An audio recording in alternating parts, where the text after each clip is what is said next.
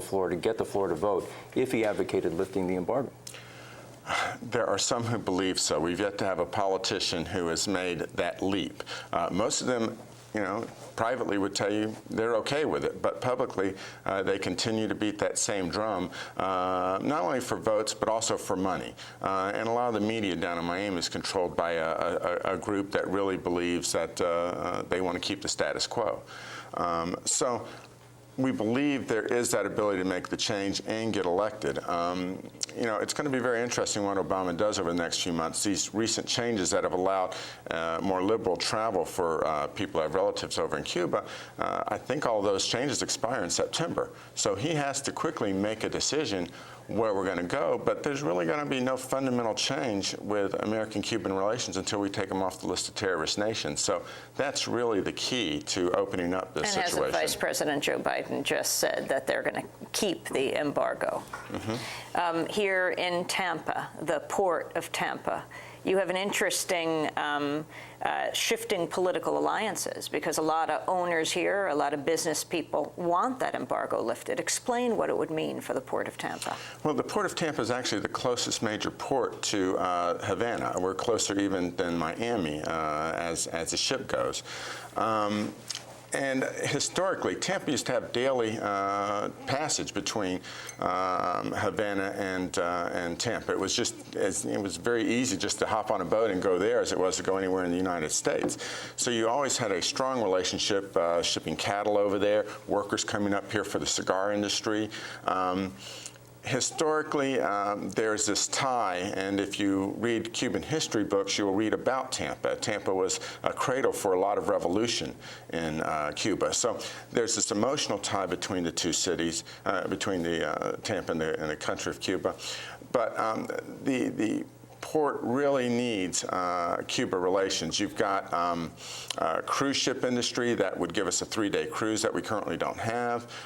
You've got a lot of shipping that could happen with phosphate going down there. A lot of relations. In fact, our Congresswoman here, Kathy Castor, just asked President Obama to allow Tampa International Airport to have charter flights to Cuba, where there's only 3 airports in the United States that currently has allowed this, and I think it's by executive order. And she's asked for that executive order to expand. Have you editorialized in favor of lifting the embargo? We were the first Spanish-language newspaper in the state of Florida to do so, and we're still here, so they didn't burn us out. But did you receive any threats or any repercussions? No, we had some people who called up and were very concerned about our position. We had some people call crying on the phone that they were upset and explaining their past history with Cuba. But we've always had repercussions from the fact that originally, back in 1960s, we supported, but in the 50s, we supported the Castro takeover.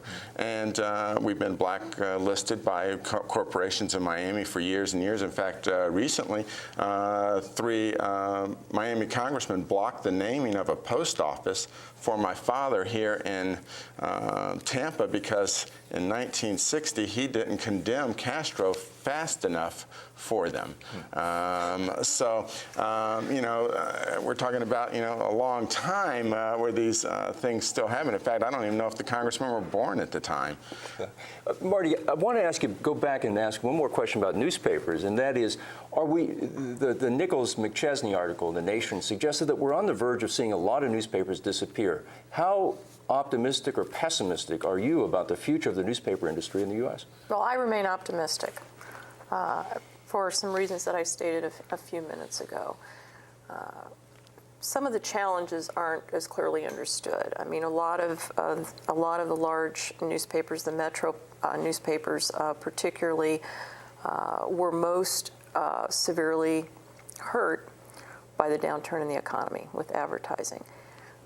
Simultaneous to that, we had a lot of acquisition activity and a lot of consolidation activity and a lot of debt taken on by the publicly held companies, which prior to the recession, their very high profits were able to service the debt. So in some ways, the collision of these two events has accelerated the beat of the drum by those who want to believe that newspapers are dead or dying, and this flight to the internet there is no question people's media habits are changing. There's absolutely no question about that. And we need to change with them. Mm-hmm. But I believe that we believe that newspapers remain viable in their ability to serve their local communities, gather and edit local content, hold local officials responsible in ways that to date are unmatched. So if we can stay the course on how we deliver that news in ways that people want to receive it. TBT, for example, our free daily, which has distribution of 70,000 Monday through Thursday and 100,000 on Friday, and is growing. Tampa Bay Times, and is growing. It's a newspaper, yet it delivers the news in a package in a way that somebody who's 25 to 49 wants to get it. That tells us that there are solutions. Rob, I don't want to end this segment without talking about WMNF. Last night we had a big fundraiser for WMNF Community Radio. You're one of the founders of it, and you do a broadcast here every week on Florida politics at WEDU. Right. Talk about community radio and television. Well, I think, frankly, we're in a lot of trouble. Whether you call this a recession or a depression, our revenue, both at WEDU Public Television and at WMNF, has fallen. There have been layoffs here at the PBS station.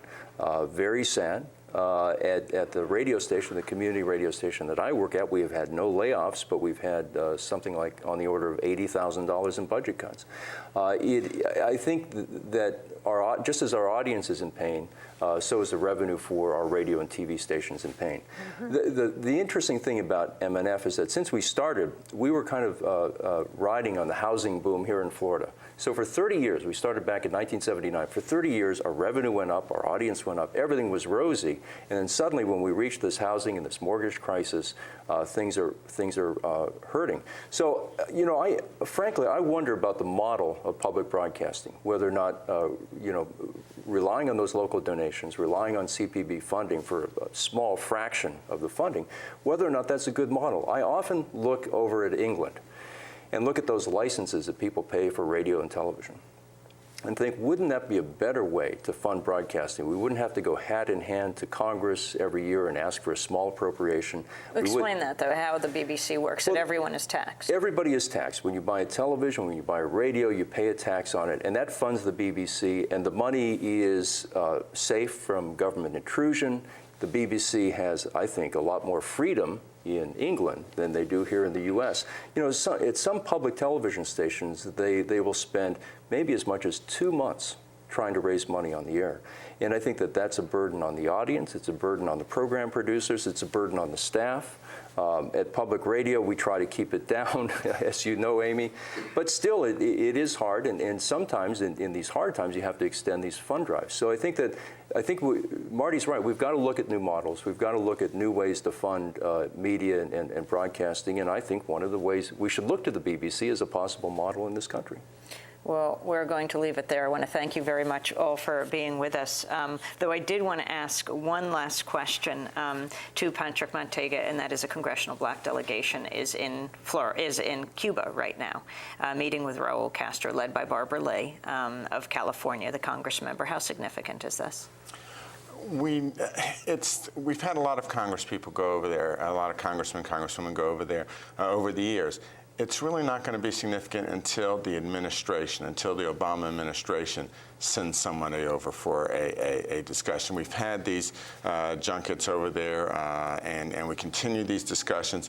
It certainly is a positive situation. We need to continue positive relations, but the executive branch is the one who's going to have to make a move here. We will leave it there. I want to thank you, Marty Petty, for joining us, Executive Vice President and Publisher of the St. Petersburg Times, Florida's largest newspaper. Thank you also to Patrick Manteiga, who is the editor and publisher of Gaceta Newspaper, one of the oldest minority-owned newspapers in the United States. Rob Lorei of WMNF, and here at WEDU, please stay with us because we're going to do another story with a WMNF reporter when we come back. A very controversial story. It's on the front pages of the Florida papers today. It is a story of a young student who was just acquitted on federal charges and picked up in the Walmart parking lot yesterday on the same charges, but by immigration authorities. We'll find out why. Stay with us.